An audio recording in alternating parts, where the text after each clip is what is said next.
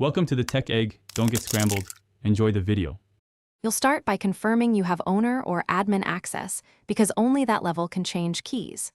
Once signed in, go straight to Dashboard then Stream Settings where the watch key lives. Don't waste time searching. Copy the existing key to a secure vault so you can restore if needed.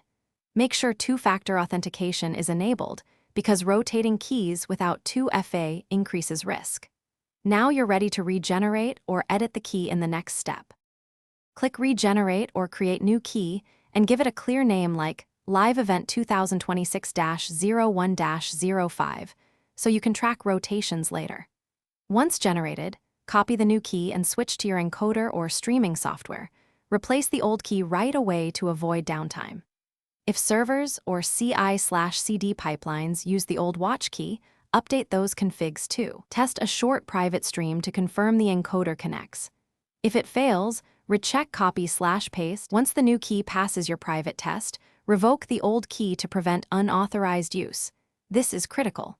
Store the new watch key in a secrets manager and schedule periodic rotation because keys exposed over time become security liabilities. Make sure any team members get updated access and that monitoring alerts are active. If something goes wrong, test the connection locally, inspect encoder and platform logs, and confirm your account permissions. Those checks solve most problems quickly.